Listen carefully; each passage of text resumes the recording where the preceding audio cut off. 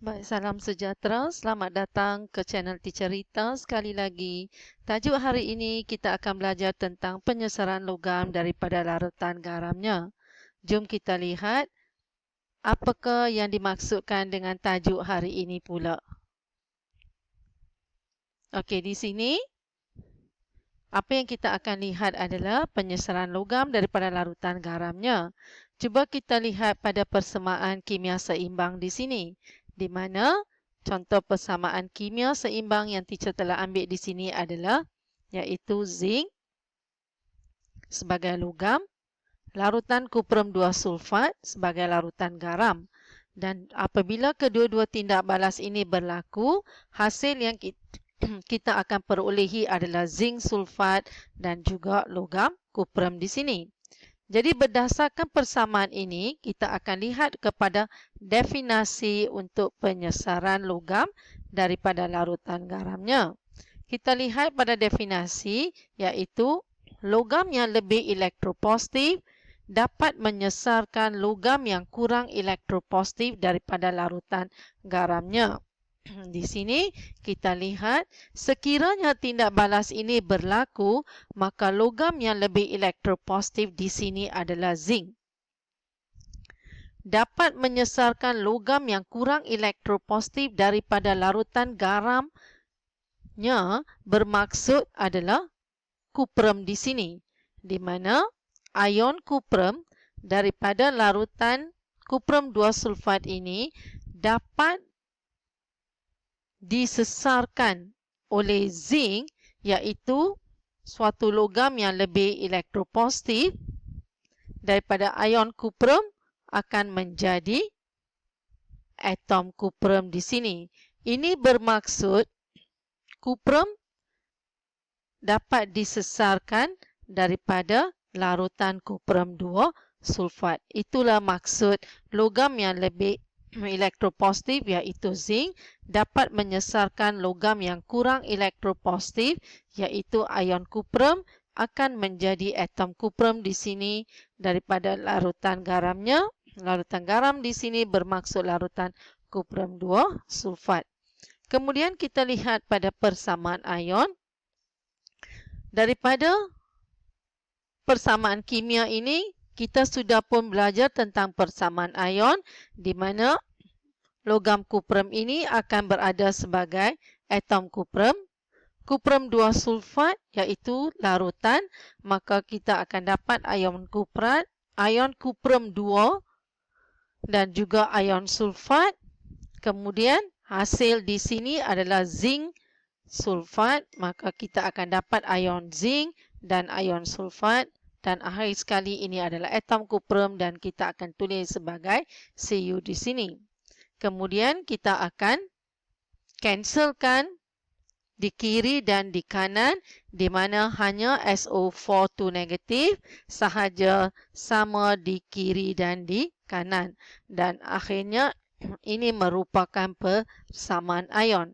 Daripada persamaan ion, kita boleh menulis nombor pengoksidaan. Di sini kalau kita lihat pada zinc, nombor pengoksidaan adalah kosong dan akan berubah kepada campur 2. Maka zinc di sini dalam tindak balas ini mengalami pengoksidaan. Maka zinc akan bertindak sebagai ejen penurunan.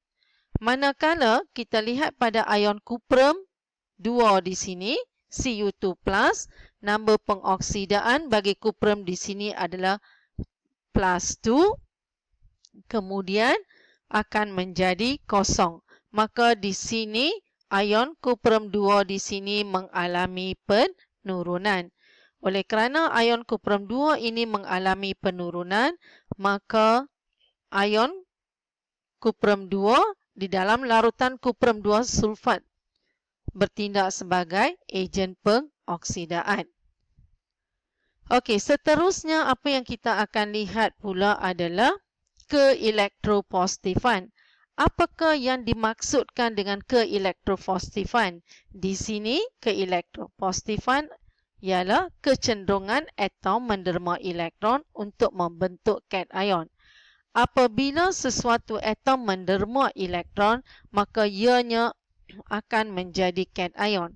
Di sini teacher telah berikan dua contoh. Kita lihat yang pertama iaitu atom K menderma satu elektron dan menjadi ion K. So di sini maka keelektropositifan ialah kecenderungan atom menderma elektron untuk membentuk cation. Atom kalium menjadi ion kalium positif di sini. Maka ion kalium di sini merupakan cation. Begitu juga dengan zinc di mana atom zinc pula menderma dua elektron dan menjadi ion zinc. Maka ion zinc ini merupakan cation pula. Okey, seterusnya mengapa kita belajar tentang keelektropositifan dan juga menderma elektron untuk membentuk cation? Maka kita lihat di sini. Okey. Ini merupakan jadual di mana siri keelektronegatifan ini merupakan siri elektrokimia. Jadual untuk siri elektrokimia. Apa yang kita nak lihat di sini adalah kita rujuk kepada bahagian susunan bagi logam di sini. Bahagian ini merupakan susunan untuk logam di mana kalau kita lihat E di sini, E0 di sini menunjukkan keupayaan elektrod piawai. Kalau kita lihat susunan dari kalium hinggalah ke argentum, kita boleh nampak di sini charge negatif, negatif, seterusnya menjadi positif di sini. Sebelum kita lihat mengapa negatif dan positif, kita lihat kepada keupayaan elektrod piawai di sini. Kalau kita lihat dari kalium ke argentum, kita boleh nampak di sini bahawa keupayaan elektrod piawai makin berkurangan. Sehingga hidrogen menjadi kosong. Kemudian kita nampak pula di sini akan menjadi positif 0.34 volt dan positif 0.80 volt. Kita akan lihat semua ini, mengapakah angka-angka ini adalah sedemikian rupa. Okey, yang pertama, kalau kita lihat di sini, apa yang kita boleh katakan tentang logam adalah logam yang lebih elektropositif akan berada pada kedudukan yang lebih tinggi. So, kita sudah pun lihat maksud untuk elektropositif.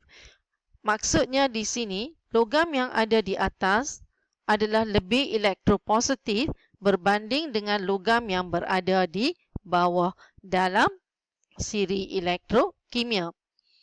Apabila berada di atas kedudukan yang lebih tinggi dalam siri elektrokimia, maka ianya merupakan ejen penurunan yang lebih kuat. Kita kena ingat di sini perkataan lebih digunakan kerana kita sedang buat perbandingan di antara satu logam dengan logam yang lain. Kerana mempunyai keupayaan elektrod piawai yang lebih negatif. Apa maksud keupayaan elektrod piawai yang lebih negatif di sini? Bermaksud ianya mudah untuk menderma elektron. Jadi apabila kita lihat tanda negatif di sini, kesemua-semua yang kita lihat negatif ini menunjukkan bahawa logam ini mudah untuk menderma elektron. So, ini bermaksud tanda negatif ini sebenarnya menunjukkan ianya adalah terminal negatif. Okey. Kemudian, apa yang lagi yang kita perlu tahu di sini? Maksudnya untuk logam dalam siri elektrokimia, 3 benda yang perlu kita tahu, iaitu yang pertama, kedudukan yang lebih tinggi merupakan lebih elektropositif. Yang kedua, merupakan ejen penurunan yang lebih kuat. Dan yang ketiga adalah lebih mudah untuk menderma elektron. So, kalau seperti itu, kalau kita bandingkan kalium dengan natrium ataupun kalium dengan magnesium, maka kedudukan dalam siri elektrokimia menunjukkan bahawa kalium adalah lebih elektropositif daripada natrium di sini. Maka kalium merupakan ejen penurunan yang lebih kuat. Mengapa? Kerana kalium lebih mudah untuk menderma elektron daripada natrium. Jadi ini merupakan contoh perbandingan yang telah teacher buat. Pelajar-pelajar juga boleh buat perbandingan dengan menggunakan logam yang lain. Seterusnya yang kita nak lihat adalah ion logam. Ion logam pula merupakan ejen pengoksidaan. Mengapa kita katakan ion logam ini sebagai ejen pengoksidaan? Kerana ion logam di sini akan menerima elektron dan menjadi atom logam. Itu sebabnya ion logam akan menerima elektron dan menjadi atom logam. Maka di sini yang lebih penting yang kita nak lihat adalah dari segi kedudukan di sini.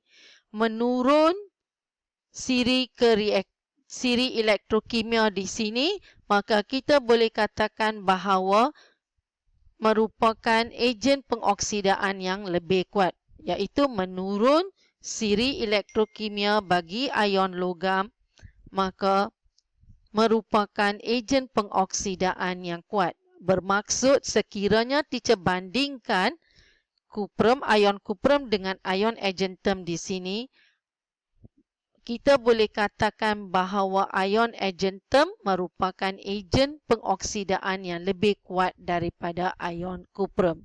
Jadi di sini kesimpulan yang kita boleh buat untuk ion logam dalam siri elektrokimia adalah ion logam yang berada pada kedudukan yang lebih rendah dalam siri elektrokimia merupakan ejen pengoksidaan yang lebih kuat. Itulah yang dimaksudkan dalam siri elektrokimia di sini. Pelajar-pelajar kena faham bahawa dalam siri elektrokimia di sini kita mempunyai dua keadaan di mana satu adalah logam dan satu adalah ion logam di sini. Sekian sahaja untuk hari ini. Thank you for watching. Teacher harap pelajar-pelajar dapat memahami apa yang teacher maksudkan dengan siri elektrokimia. Kita jumpa lagi dalam video yang akan teacher uploadkan tak lama lagi. Teacher harap pelajar-pelajar akan subscribe ke channel Teacher Rita. Sekian, terima kasih. Jumpa lagi.